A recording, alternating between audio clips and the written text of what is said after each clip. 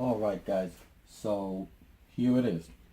So I'm trying to keep this video short. Alright, we're gonna be talking about features, its parts and design, alright, its intent, I guess expandability, and I'm gonna throw a link on the description about the parts where I got them. Alright, don't forget to subscribe and hit the like button. Alright, so let's get with it. Alright, so I'm going to start from front to back as I usually do. Alright. As you guys can see, some parts I outsourced it through Amazon, and the blue parts are 3D printed ones. All right, that's like the design that I did on Blender 3D. So so let's get started. So here is an Arduino Nano. This is right up front. Reason I chose the Arduino is because I did another project with Uno, right? This one I wanted to use the Nano because it's smaller, it's easier to I guess just to fit in an area. Obviously a Uno will not fit here unless I put it like vertically and still. My next project I might be using Omega, but here I got the NRF 24L01 radio transmitter. See if I can get a closer view. It's right there. Okay, all this right here is just glue from a heat gun, a glue gun, just to keep the wires in place so they don't break, no connection or anything like that. That's what really is all.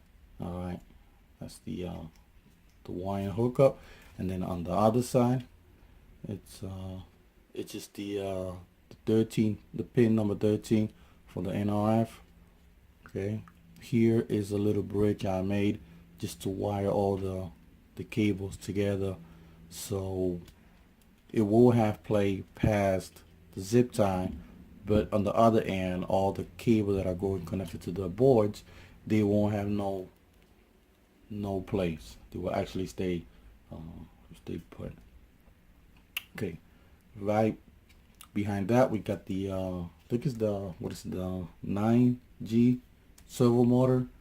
I got it from Amazon as well. Here, this is pretty primitive steering system. It's the one that I be using on all my projects. It works for me. All right, you know, not going to super futuristic or getting like I guess the manufacturing ones where you get the double wishbone count, so stuff like that. But this one, it really works. So, and it's pretty beefy. That's what I like about it. So it won't snap. Say I hit something, you know, like on the wall like that. Okay, behind that we got the shocks. Let's see if I can turn this around. Oops. So that's how they are mounted. And then on the top, it just screw here, bolt the nut. Okay, let's see if I can get a good look for the suspension so you guys can see it. So basically straighten, I designed it so in a way that the upper control arm will be looking kind of like upward like that. Try to give it like an aggressive view. All right, that's the dog bone. The those pieces right here, let me see, like there, that one, I actually had to cut it with a Dremel because, see, right there. Come on, camera, you can do it. There. The reason I had to cut it with a Dremel was because it will not allow the wheel to steer as far as I wanted it. So that's why I did that, and just to keep the dog bone with minimum play, you know, going sideways, so it won't fall off from the actual that piece. You know what I'm talking about. So okay, now underneath here, that's a case. It actually has a diff box in there, so as you can see, hold on.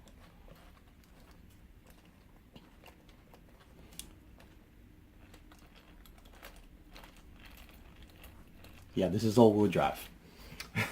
All right. Again, I'm gonna post this on the description box for you guys to take a look for yourself. And if you guys want to buy it, I'll be perfect.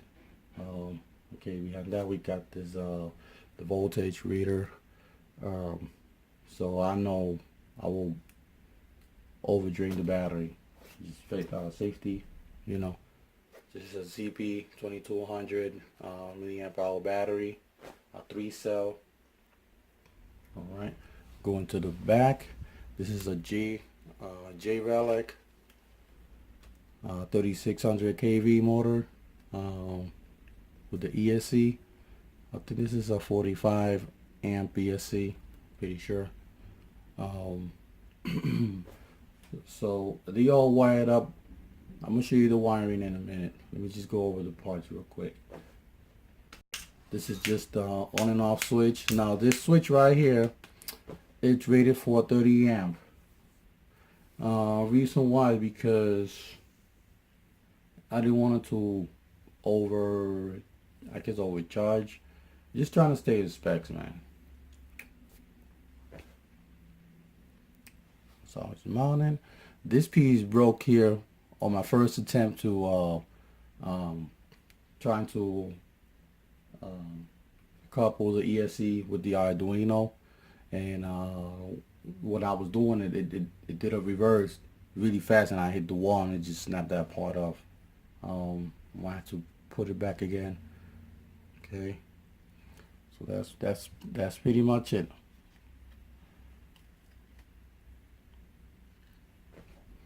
Now let's talk about its features and more parts. So let's talk about the wiring system. So basically, I want to give it a name, maybe like a Rex name or something like that, but I designed it in a way that you got the brains, you got the antenna, let's just say the ears of, you know, and then from then on, you got the battery, and then you have everything else is machinery from back. Over here, it's just machinery, and then underneath the vehicle, this is an all-wheel drive system. Let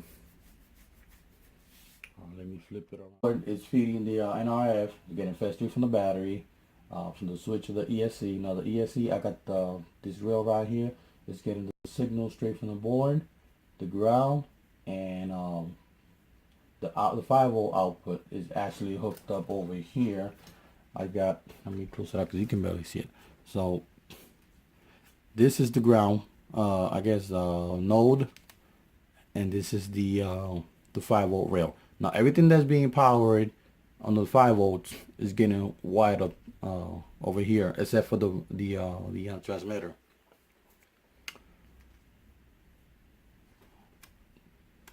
All right, y'all see it. Okay. Now that's the wiring.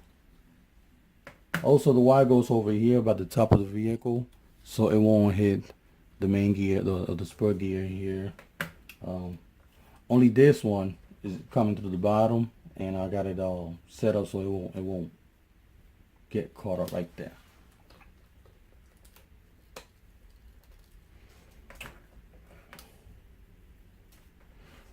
What else? These zip traps. The reason I put there was because I broke this control arm right here, actually snapped, so I just pushed it back in place, and then I zipped it, right? And then from that experience, I was like, oh wait, let me do that one as well, and then the one on the front. Okay, because at the speed of this go, the PLA and then the thickness of it is not strong enough to withstand a hit. It'll snap. All right, now these two cables that I mentioned doesn't last, so they are there because the board, I have 2 spare PWMs that I could use to control other servos. Say, now here I'm gonna go with the expandability and features. So the way I designed this chassis is just to expand or add other pieces to it. Like, say I could add a camera mount over here using these holes right here. I don't know, let me see if you guys can see it. Like there and there. Okay, on the side you got one hole right there, there. And then on the back, let me turn around so you guys can see. a little bit better. So here, this dent right here going now, I'm gonna do it later, but I'm gonna do a wing that'll move up and down like that. That's why I got these two holes over here to make like a mount to put another servo and do a mechanism just to make it going up and down with something to measure the speed, or maybe when I hit the brake on it, you know, I could use some other part. That's why I got these two cables right there. You know, I could probably mount maybe a camera here and there, or I could probably put a canopy that might open on its own or something. I'll probably I guess hydraulic, if you will, lift. So let's say I done run with it, you know, put it away. So I will activate it, make the lift go, you know, get the vehicle off the tire, because I don't want to, you know, I read on forums that you cannot put, or it's advisable to not rest the RC car just play on the tires, because they're gonna get a misshape. All right, going right back on the bottom. Now this is pretty cool feature here. All right, all this right here is retrofitted. All right, and this, the Metasport. This is a 5mm thick stainless steel rod.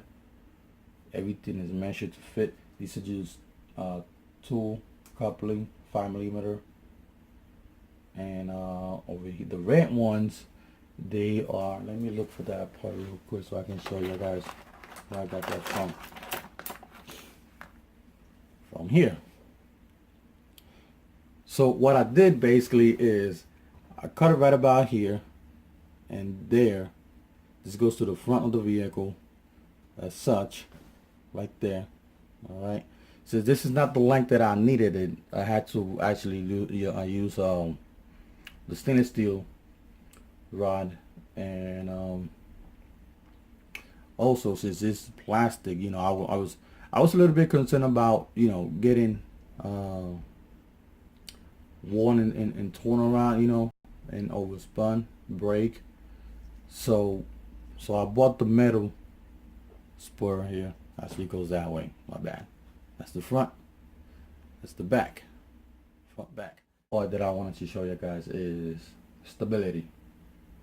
Okay, what I mean by that, so I want to show you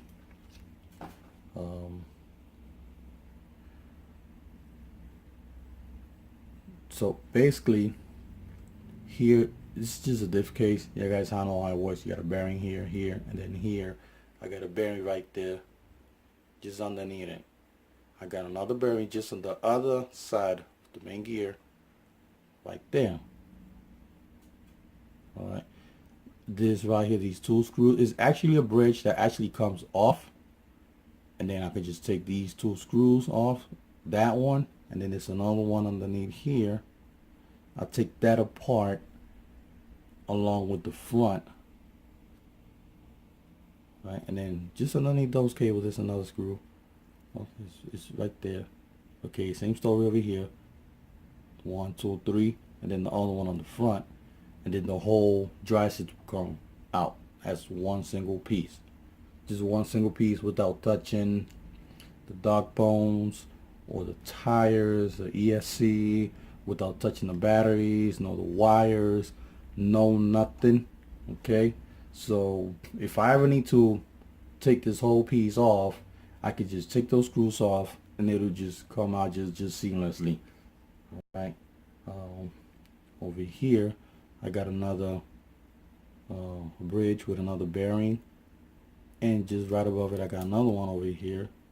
Okay, reason why I did all those bearings is just to keep the main shaft just fixed with the car, so I won't have no wear and tear, say moving pieces, so everything will stay fit and fixed to its own place where it go. It don't matter how hard I bash it, or if I hit a wrong turn or something, it'll stay put, just to guarantee myself that that won't break. But the shit breaks anyway, but you know, it really helps out a lot because last thing that you really want on a 3D design is have this piece right here just going like this. It's actually gonna break stuff. Just the inertia of it, the outer force of it is gonna pull everything from its place.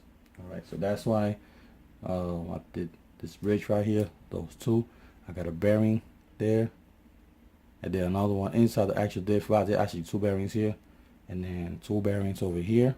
Okay, just to keep that neck, just that corner, that ending part right there, just fit.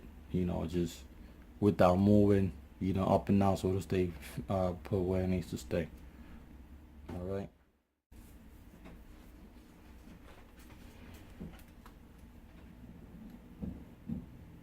All right. Don't forget to subscribe. Hit the like button. Comment in the down section, in the comment section.